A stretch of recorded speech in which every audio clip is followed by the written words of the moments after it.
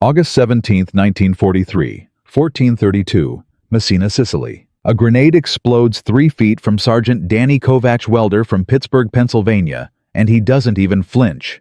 He's too busy watching something that makes his stomach drop harder than any shrapnel ever could. Across the smoking rubble of the Harbor Road, a British staff car rolls to a stop. Out steps a man in a polished uniform cap, perfectly angled expression carved from stone. Bernard Montgomery surveys the city that American boots already own, and the look on his face is not defeat. It's something worse. It's contempt. Kovach doesn't know it yet. Nobody does.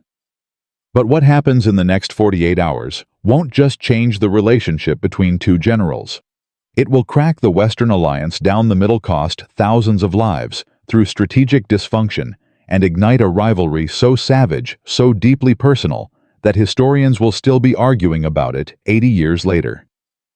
Don't forget to hit like, subscribe, and turn on notifications so you never miss our next video.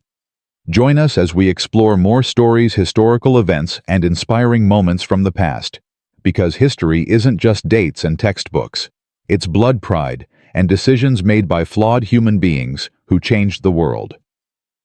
By the time this story ends, one general will have covered more ground faster than any Allied force in the European theater.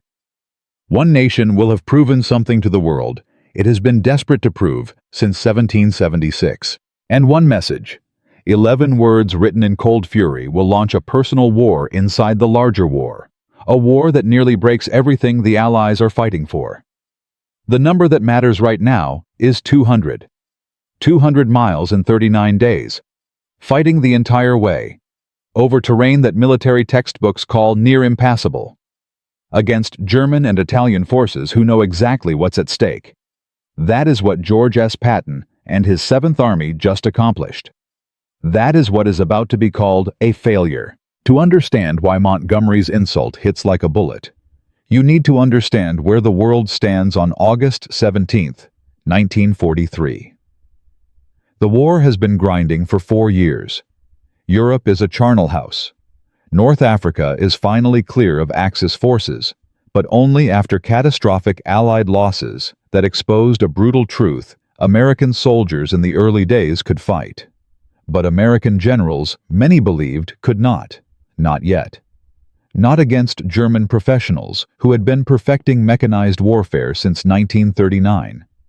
The defeat at Kasserine Pass in February 1943 had been humiliating.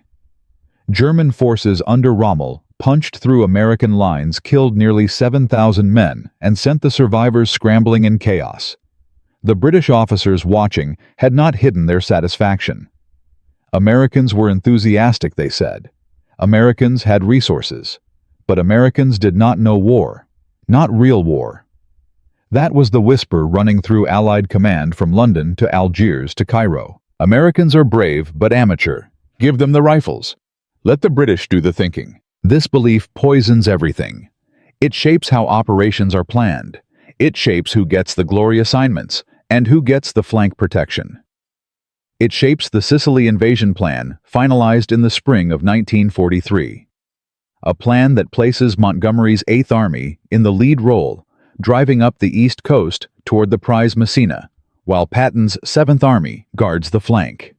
Guards the flank, like a security detail, like a supporting cast, like proof that the British assessment is correct. Americans follow British lead. George Smith Patton Jr. reads the plan and his jaw tightens so hard his teeth nearly crack. Born in 1885 in San Marino, California, into a family that traces its military lineage back to the American Revolution, Patton grows up believing 2 things with absolute certainty. First, that he is destined to be a great warrior.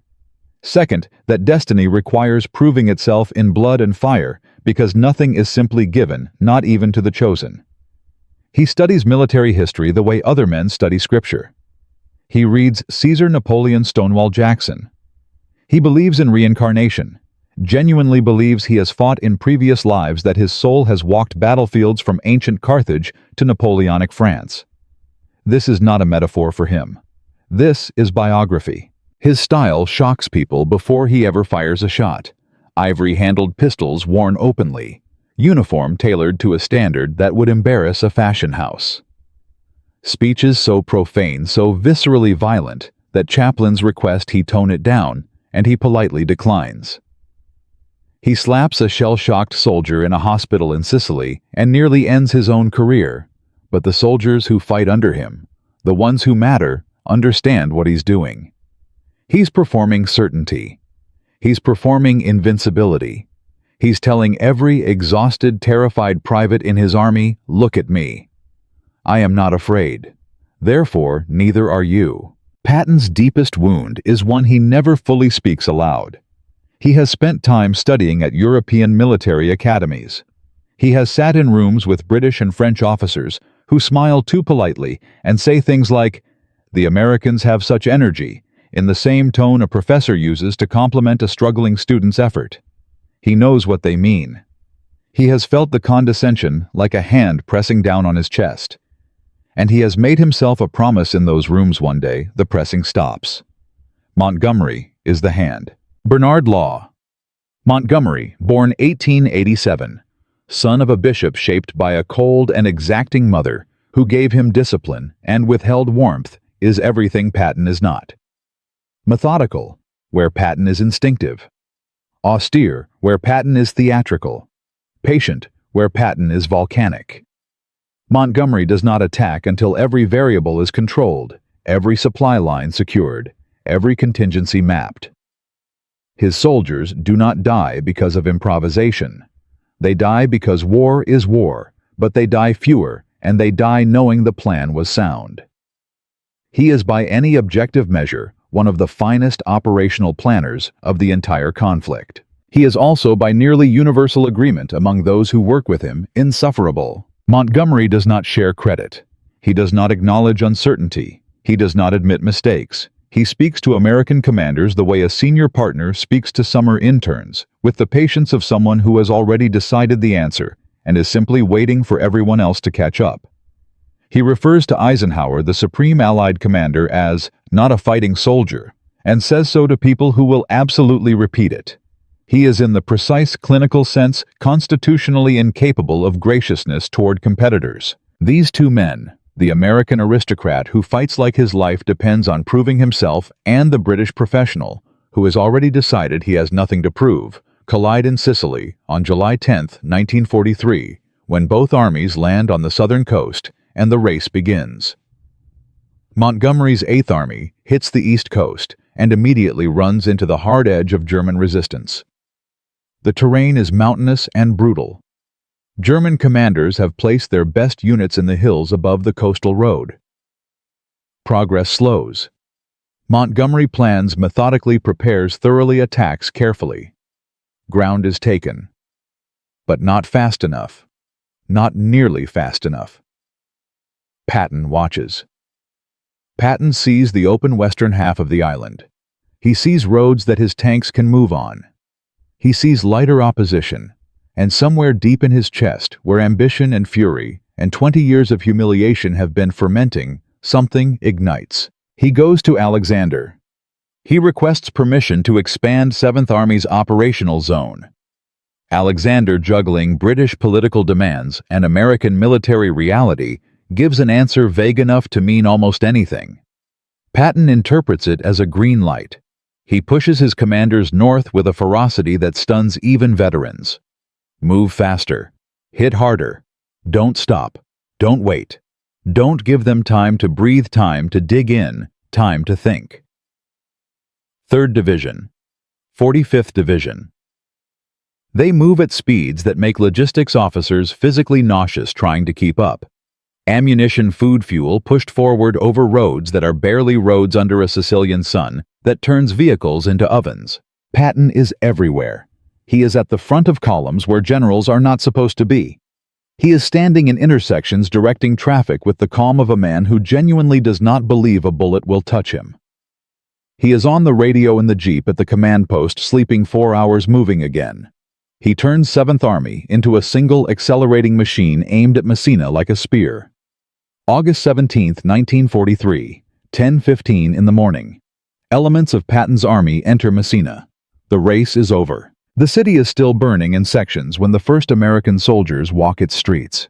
German rearguard forces have fought their way across the strait to mainland Italy, but Messina itself belongs to the Allies, and it belongs to the Americans.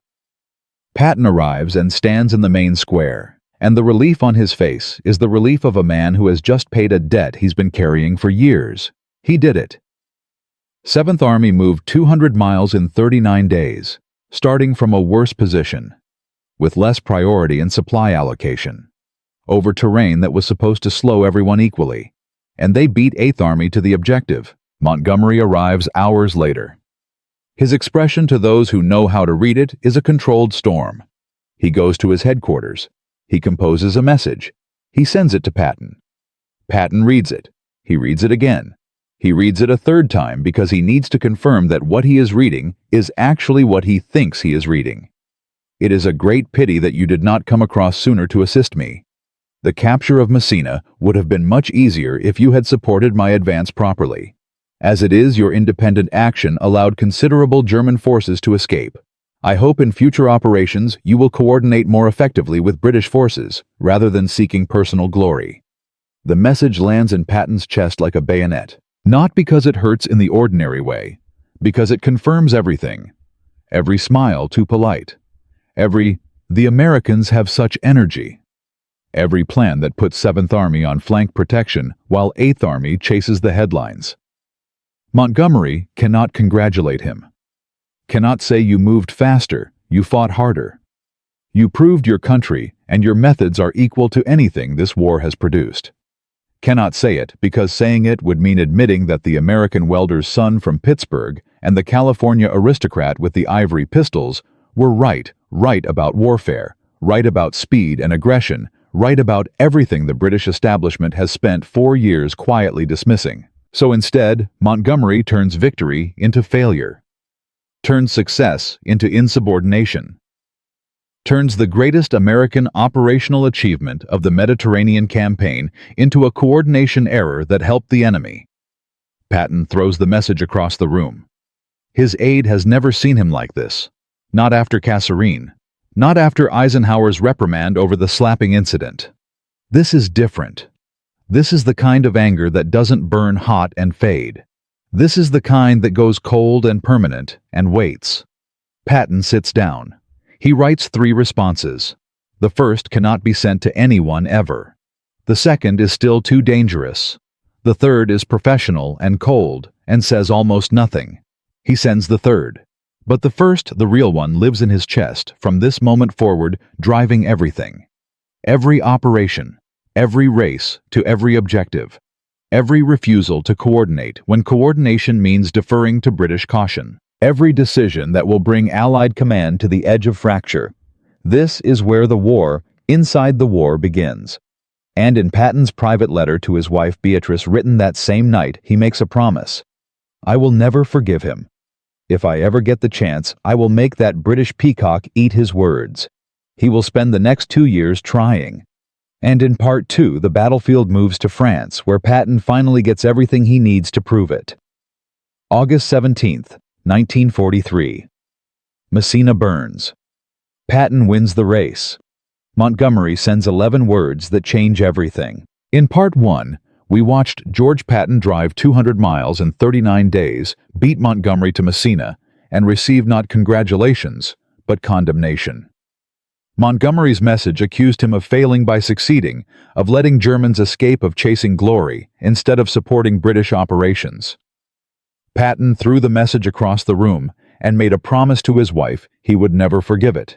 But a promise is only words until circumstances give it teeth. Now it is June 1944. The teeth arrive. Here is the number that matters entering Part 2. Montgomery commands all Allied ground forces in the Normandy invasion. Every American soldier who lands on French soil answers at least nominally to the British General Patton despises most. And Patton himself is not even there. He is in England running a fake army designed to fool German intelligence. While the greatest invasion in human history unfolds across the Channel, the best battlefield commander the Americans have is standing in a field in Kent, pretending. That is where things stand. And they are about to get considerably worse. The deception operation is called Fortitude. Patton commands the 1st United States Army Group FUSAG, a formation that exists almost entirely on paper and in German intelligence reports. The Germans believe, because Allied intelligence needs them to believe, that the Normandy landings are a feint, and the real invasion is coming at Pas-de-Calais, led by Patton, the general they fear most. So Patton gives speeches to units that don't exist. He is photographed inspecting equipment that will never fire a shot. He holds press conferences calibrated to feed the German intelligence apparatus exactly the fiction the Allies need them to swallow. He does all of this with the professionalism of a man who has learned to obey orders he hates. But every morning he reads the dispatches from Normandy. Every morning he sees Montgomery's name attached to decisions, to objectives, to the slow and grinding advance inland from the beaches. Every morning the pressure in his chest builds like steam in a sealed tank. Bradley, commanding American ground forces in France, visits Patton in late June. The conversation is blunt. "George Eisenhower needs you operational as soon as Fortitude can be wound down. 3rd Army is yours the moment the breakout begins." "How long?" Patton asks. "Weeks. Maybe less if Montgomery moves faster." Patton says nothing for a moment. Then, "And if Montgomery doesn't move faster?" Bradley doesn't answer. He doesn't need to. The breakout Montgomery is supposed to generate around Caen is stalling. British and Canadian forces are fighting brutal battles in the bocage country, hedgerow terrain that turns every field into a fortress, every sunken lane into an ambush. Progress is measured in hundreds of yards. Casualties are severe. Montgomery's methodical approach, which works brilliantly in open desert, is grinding against terrain that rewards exactly the kind of aggressive improvisation he has spent years dismissing as reckless Americanism. American generals in England and Washington are watching. The whispers start. Montgomery is too cautious. Montgomery is protecting British manpower at the expense of operational momentum. Montgomery is more concerned with avoiding another Somme than with actually breaking through German lines. Eisenhower receives 17 memos in June 1944 questioning Montgomery's pace. He forwards none of them to Montgomery. He manages as he has managed since Sicily, by absorbing pressure from all directions and releasing it slowly enough that the alliance doesn't fracture. He is not a fighting general. Montgomery was right about that. But he is something rarer and more necessary, a political general who can keep men who hate each other pointed at the same enemy. Patton is activated July 28, 1944. 3rd Army becomes operational August 1st. And what happens next is the answer to every European officer who ever smiled too politely and said, "The Americans have such energy." 3rd Army moves, not at the pace of a careful advance, not at the speed of methodical preparation and thorough staff work. It moves at the speed of Patton's belief that momentum is armor, that speed is protection, that the Germans cannot defend what they cannot predict. In the first 2 weeks of August 3rd, Army covers more ground than any Allied force has moved in the European theater. They sweep through Brittany. They turn east. They drive toward the Loire. They are moving so fast that supply officers are calling forward units directly to ask where exactly they are because the maps have stopped making sense. Patton stands in his command vehicle reading position reports and doing something that unnerves his staff. He smiles, not the performance smile of the speeches and the photographs, a real one. The smile of a man who has been right about something for 20 years and is finally being allowed to prove it at scale. Meanwhile, 60 miles north, Montgomery is fighting for Falaise. The Falaise pocket is the moment the two men's rivalry moves from personal to strategic in a way that costs lives. German Army Group B is being encircled. American forces from the south and British and Canadian forces from the north are closing a gap that, if sealed completely, will trap perhaps 200,000 German soldiers. It is one of the greatest opportunities of the entire war. If the pocket closes fully, the Wehrmacht loses an army group. The war in the West potentially ends in 1944. The pocket does not close fully. German forces begin slipping through the gap in the Allied encirclement. Thousands escape, then tens of thousands. They take their equipment, their experienced officers, their institutional knowledge of how to fight the Allied armies, and they carry all of it back to the German border, where it will cost Allied soldiers enormously in the months ahead. The exact figure of Germans who escaped the Falaise pocket is debated by historians, but the range runs between 20 and 40,000 combat troops. Those are men who will fight again at the Siegfried Line in the Hürtgen Forest in the Ardennes. The question of why the gap wasn't closed faster becomes one of the most argued operational questions of the European campaign. Montgomery's supporters say American forces failed to advance quickly enough from the south. American commanders say British and Canadian forces moved too slowly from the north. The argument runs along the same fault line. Every argument between these two nations runs along aggression versus caution, speed versus preparation. Patton versus Montgomery. Patton writes in his diary, "We had them. We had the whole army group, and we stood and watched them walk out." He does not name Montgomery directly in the diary entry. He doesn't need to. Everyone reading it understands. September 1944 brings the strategic crisis that defines the rivalry's most consequential chapter.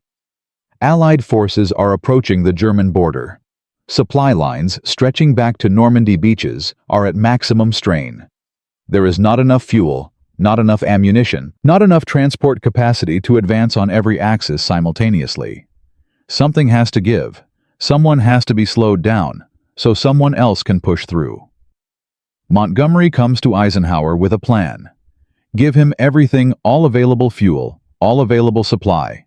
Priority, pull back American advances if necessary, and he will drive a single concentrated thrust through Holland across the Rhine and into the heart of Germany.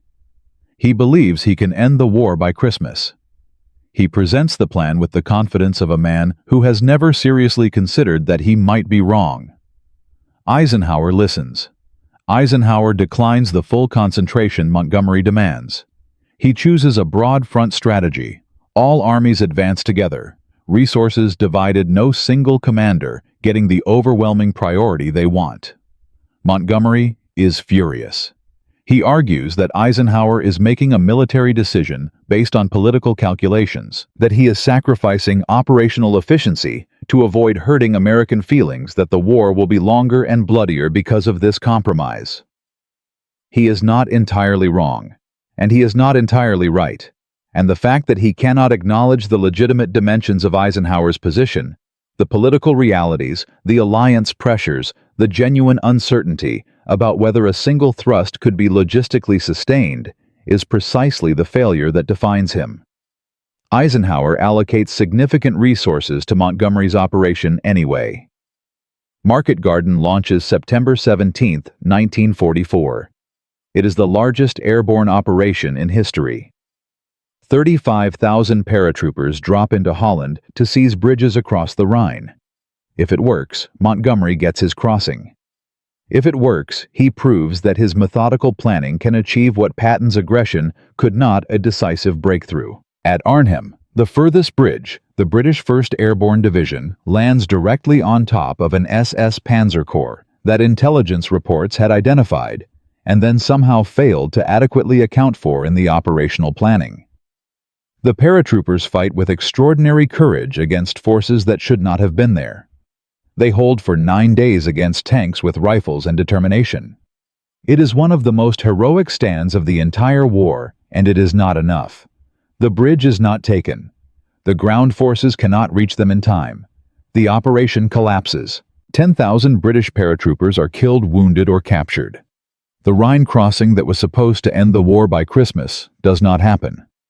The war does not end by Christmas. Patton's response is controlled in public and savage in private. He writes to Beatrice, "Monty has finally shown what I have always known. He had every resource he demanded. He had the planning time he always insists on. He had the priority we were told would make the difference. And he failed, because caution dressed up in careful language is still caution, and caution does not win wars." He pauses, then adds, "Give me those resources for 48 hours, and we would be in Germany." But here is where the story twists in a direction nobody anticipates. Because Patton's confidence, his certainty, his absolute conviction that American aggression beats British caution. All of it is about to face its own test. The Germans are not finished. They are planning something in the Ardennes forest that will shock every Allied commander without exception. Something that will put American forces in the worst crisis they have faced since Kasserine. Something that will force Eisenhower to make a decision so politically explosive that it nearly breaks the alliance entirely. He will put American troops under Montgomery's command. And Patton, the man who has spent 17 months turning his hatred of Montgomery into operational energy, into speed, into ground covered and enemies destroyed, will have to watch British officers take authority over American soldiers, while Montgomery stands before reporters and explains in his careful, measured voice how British leadership saved the day. What Montgomery says at that press conference will make Patton's reaction to the Sicily message look calm.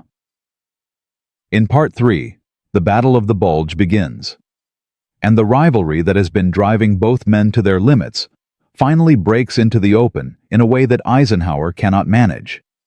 Churchill cannot smooth over, and history cannot forget. The war inside the war is about to reach its crisis point. Patton beat Montgomery to Messina. Montgomery responded with contempt. Market Garden failed catastrophically. And Eisenhower, facing the worst strategic crisis of the European campaign, made the decision that would push the rivalry past the point of no return. He put American soldiers under Montgomery's command. That decision was made December 19, 1944. The number attached to it, 83,000 American troops in the northern Ardennes sector, now answer to the British general their country's best commander despises with every fiber of his being. 83,000. And the German offensive that created this crisis has already punched a bulge 60 miles deep into Allied lines, surrounded the 101st Airborne at Bastogne, and killed or captured more Americans in 72 hours than any single engagement since the war began. This is no longer rivalry. This is the rivalry colliding with catastrophe. And what happens next will define both men forever. The German Ardennes Offensive Operation Watch on the Rhine launches December 16, 1944 at 5:30 behind the largest artillery barrage the Western Front has seen since 1918. 25 German divisions, including 10 armored, smash through a thinly held American sector. The attack achieves complete tactical surprise. American units are overrun before they can organize resistance. Communications collapse. Entire regiments lose contact with division headquarters. The front, which Allied commanders have considered essentially stable, disintegrates in hours. German losses in the opening assault are minimal. American losses in the first 48 hours exceed 8,000 killed, wounded, or captured. The 106th Infantry Division, relatively inexperienced, loses 2 entire regiments to encirclement, approximately 8,000 men surrendering in a single day, the largest American capitulation since Patton. German armor drives west at speeds that echo Patton's own advances through France in August. The irony is not lost on him. German planners have designed the offensive specifically to exploit Allied command friction. They know Montgomery and the American commanders distrust each other. They know Eisenhower's broad front strategy has left certain sectors under-resourced. They know that coalition armies, when surprised, take longer to respond than single-nation forces, because every decision requires consultation, every order requires political calibration. They are betting that the alliance will hesitate long enough for German armor to reach Antwerp, split the Allied front in two, and force a negotiated peace before American industrial production can compensate for tactical disaster. They are almost right. Eisenhower convenes his senior commanders at Verdun on December 19th. The room contains Bradley Patton and several corps commanders. The mood is the specific grim quiet of men who have spent careers preparing for crises and are now actually inside one. Eisenhower opens, "The present situation is to be regarded as one of opportunity for us, and not of disaster. There will be only cheerful faces at this conference table." He looks at Patton. "George, how soon can you attack with Third Army to relieve Bastogne?" Every other general in the room expects the answer to be measured in weeks. turning an entire army 90 degrees in winter conditions, extending supply lines in a different direction, coordinating with adjacent units. This is the kind of operation that staff officers plan for months. Patton says, 48 hours, 3 divisions. The room goes silent. "Don't be fatuous, George," Bradley says. "I'm not being fatuous. I've already ordered the preliminary movements. My staff has been working 3 alternative plans since yesterday. We can attack north on the 22nd. Eisenhower stares at him for a long moment. Then, "I'll be damned." He approves the attack. What Patton does over the next 96 hours is, by any objective military measure, one of the most remarkable command achievements of the entire war. Third Army pivots. In winter. In snow. Across roads that have frozen solid enough to crack tank treads. 4 Corps headquarters shift operational focus simultaneously. Supply routes are redirected.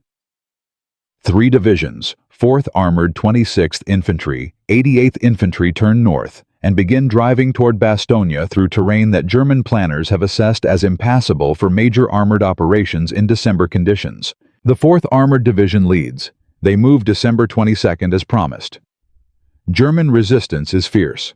5 German divisions hold the corridor between 3rd Army and the surrounded 101st Airborne. The fighting is brutal and close. Villages are taken, lost, retaken.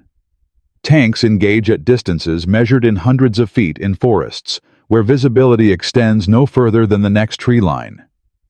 The temperature drops to -14 Celsius on the night of December 23rd. Men freeze to death in their foxholes when ammunition runs out, and they cannot move enough to stay warm. December 26th, 1944. 1650. Sergeant James Hendricks of the 4th Armored spots a gap in the German line south of Bastogne and drives his tank through it before the Germans can close. He is followed by 4 more Shermans, then a platoon, then a company. The German cordon cracks. Within 2 hours, a corridor is open. Trucks loaded with ammunition, food, and medical supplies begin moving north through gunfire toward the surrounded garrison. The siege of Bastogne is broken. 101 days, actually 9 days, but 9 days that have become legend of surrounded American paratroopers holding against German armor and infantry, have ended because Patton moved faster than anyone believed possible. The 101st's Commander General Anthony McAuliffe meets the 4th Armored officers at the perimeter and says something that gets repeated through 3rd Army within hours. It was about time. 3rd Army's relief of Bastogne cost 2,500 American casualties. The Germans defending the corridor lose approximately 4,000 killed and wounded, plus another 3,000 captured, plus 47 tanks destroyed by air and ground action combined. The math is not comfortable for anyone, but the strategic result is unambiguous. The German offensive's southern shoulder collapses. The drive toward Antwerp stalls. The bulge begins slowly and bloodily to flatten. Meanwhile, in the north, Montgomery is organizing the Allied response to the northern shoulder of the German breakthrough. His forces, British Second Army, plus American units now under his temporary command, are conducting a methodical defense designed to absorb German pressure, stabilize the line, and prepare a coordinated counteroffensive. Montgomery is doing what he does best, organizing planning, ensuring that when he attacks with sufficient force to guarantee success. He is also doing something else. He is talking to reporters. January 7, 1945. Montgomery convenes a press conference. He is confident, articulate, and precise. He describes how he has organized the Allied response to the German breakthrough. He explains how British forces were deployed to support American units under pressure. He outlines how his headquarters coordinated the defense of the northern sector. He says the battle has been most interesting, a phrase that, coming from Montgomery, means he has enjoyed it professionally. He implies, without quite stating directly, that American forces were in difficulty and British intervention stabilized the situation. That his leadership, his planning, his methodical approach to the crisis has been essential to preventing catastrophe. The transcript reaches Bradley's headquarters within hours. Bradley reads it and his hands shake. He picks up the phone and calls Eisenhower and says in language that the official record sanitizes considerably that he will resign his command before he serves another day under Montgomery's nominal authority if this statement is allowed to stand. He is not speaking metaphorically. The transcript reaches Patton the same evening. He reads it once. He sets it down. He picks up his diary and writes, "Montgomery has claimed credit for stopping an attack that Americans stopped. He has implied that British forces saved Americans when the reverse is demonstrably true. This is the most outrageous lie I have encountered in this war. That man is not merely my professional rival. He is my enemy, and he is an enemy of the truth." Patton calculates immediately what this press conference will do.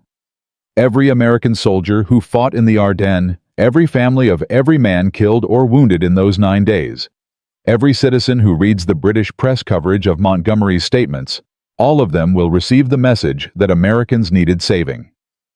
That the decisive generalship came from Britain. That Patton's pivot, McAuliffe's defense, the 4th Armored's drive through frozen forest, all of it was supporting action for British competence. The political explosion is immediate and severe.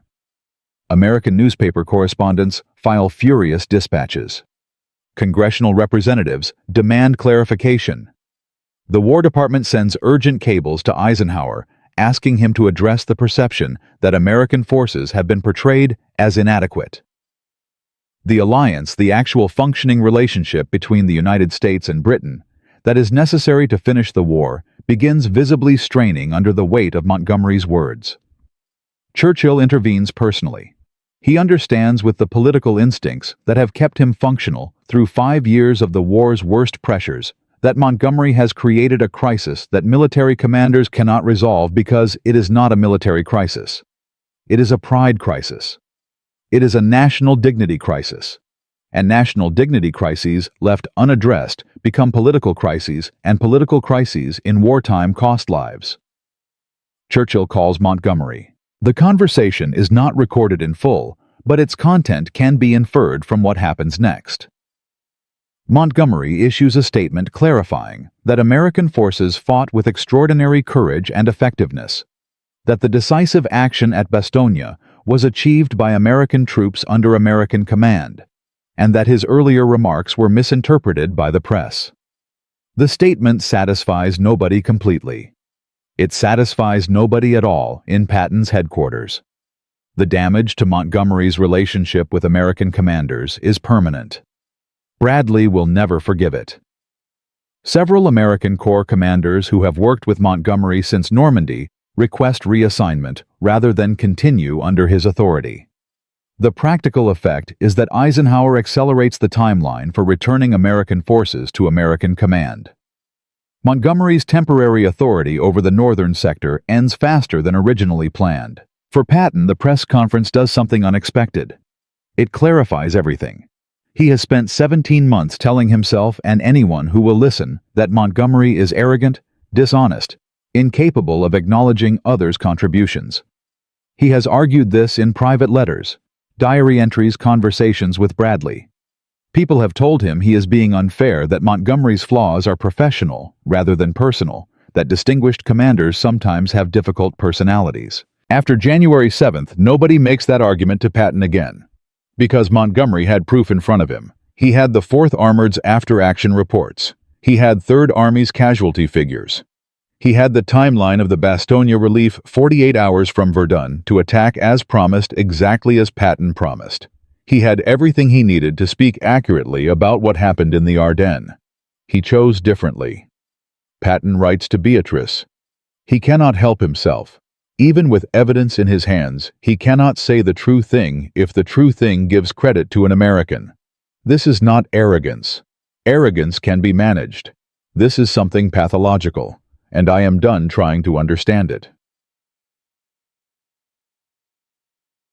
The war in Europe has approximately 4 months remaining. In those 4 months, Patton will drive 3rd Army across the Rhine through southern Germany into Czechoslovakia and Austria, covering more ground than any Allied force has covered since the campaign began. He will move so fast that Eisenhower will order him to slow down twice to maintain coherent Allied lines. Montgomery will plan and execute the Northern Rhine crossing with his characteristic thoroughness, committing the largest airborne assault since Market Garden, taking the crossing he has planned for months, doing it methodically and successfully.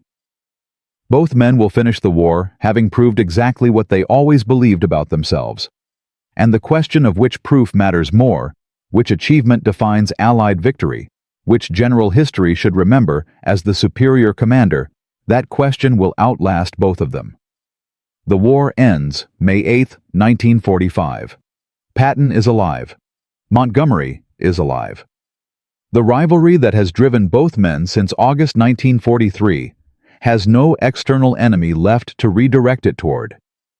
For the first time in 2 years, there is nothing between them and the full expression of what they think of each other. Patton has 7 months left to live. He will spend them ensuring that history records the truth as he understands it. But there is a final chapter to this story. The chapter that determines not who won the battles, but who won the argument that outlasts every battle. In Part 4, we find out which man history believed, and the answer is more complicated and more important than either of them knew. From a welder's son in Pittsburgh, watching Montgomery step out of a staff car, to the most consequential personal rivalry in Allied military history, this is where the story ends. But endings, as Patton understood better than anyone, are never really endings. They are just the last battle before the argument begins. In Parts 1 through 3, we watched George Patton race 200 miles to Messina and receive contempt in return. We watched him pivot Third Army 90 degrees in 48 hours and relieve Bastogne while Montgomery held a press conference. We watched the rivalry drive both men to extraordinary performance and nearly fracture the alliance they were both fighting to preserve. The question left standing at the end of Part 3 was the one that matters most. What happens to a man like Patton when the war that gave his life meaning simply stops? The answer arrives December 9, 1945. 7 months after Germany surrenders. A staff car on a German road. A routine journey that becomes in the space of one collision the final chapter of a story that began with 11 words from Montgomery in August 1943. Patton survives the initial crash. He is paralyzed from the neck down, but conscious alert, characteristically furious about the situation. He tells the doctors around him that he has survived everything the Germans threw at him, and he is not going to be stopped by a car accident. The doctors do not tell him what they already know, that the spinal injury is fatal, that the paralysis is complete, that his body has finally found the limit his mind never accepted. He dies. December 21st, 1945, 12 days after the crash. He is 60 years old. He is buried in Luxembourg at the American Military Cemetery in Ham, among the soldiers of Third Army. He requested this specifically, not Arlington, not California, with his men. In the ground they took together. 22 years later, when the cemetery is reorganized, his grave is moved to the front, placed ahead of the rows of soldiers he commanded, so that in death as in life, he leads from the front. The people who make this decision understand something essential about who he was. Patton dies without reading Montgomery's memoirs. He dies without seeing the historical consensus form around his reputation. He dies before knowing that the man who told him his greatest victory was a failure would spend the next 3 decades writing books that historians would systematically dismantle for arrogance and selective memory. He dies, in other words, before winning the argument. But he wins it anyway. Montgomery publishes his memoirs in 1958. They are exactly what everyone who knew him expects, precise, confident, and infuriating to every American commander who survived the war. He describes Patton as talented, but requiring direction. He implies that Eisenhower's broad front strategy, which Montgomery opposed, prolonged the war unnecessarily. He portrays himself as the voice of professional reason surrounded by enthusiastic amateurs. The book sells well in Britain and generates furious responses from American veterans and historians for the next decade. Bradley publishes his own memoir, A Soldier's Story, which is in many respects a point-by-point refutation of Montgomery's version of events, written with the controlled anger of a man who has been waiting years to correct the record. American historians line up behind Bradley and Patton. British historians line up behind Montgomery. The argument that began in Sicily in 1943 continues in university libraries and military history journals for 50 years after both men are dead. The historical consensus that eventually forms, and it does form slowly over decades of declassified documents and independent analysis, generally concludes the following. Patton was the most effective battlefield commander the Western Allies produced in the European theater. His operational instincts, his ability to maintain momentum, his understanding of how speed functions as both a tactical and psychological weapon, these represented genuine military genius rather than lucky aggression.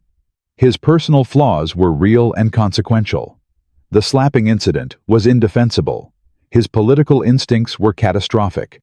His mouth cost him opportunities that his military ability had earned.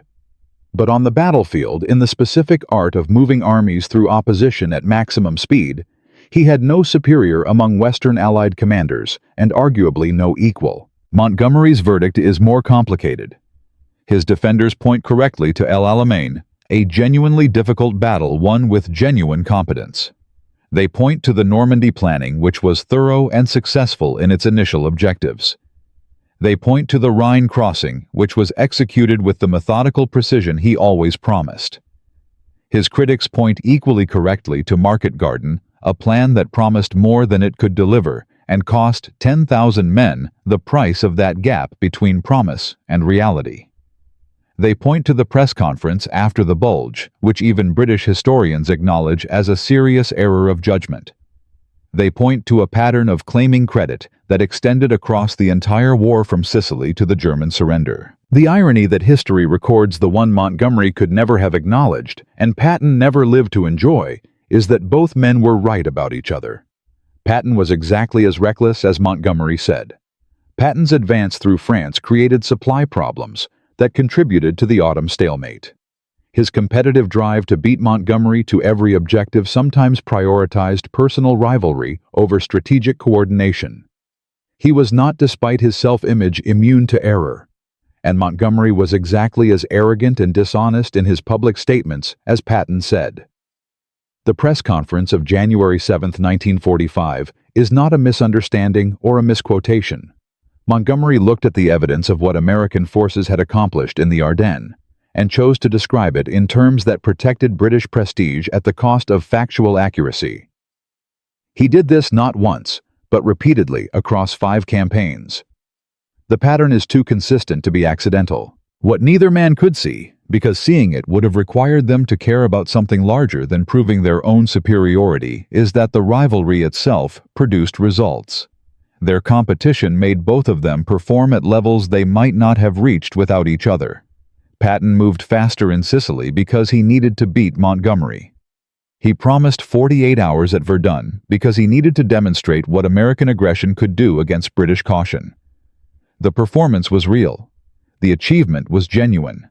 The motivation was personal. These things are not contradictory. Montgomery planned more carefully in Normandy because he understood that Americans were watching, that Eisenhower needed results, that failure would confirm everything Patton said about British caution being incompetence in disguise.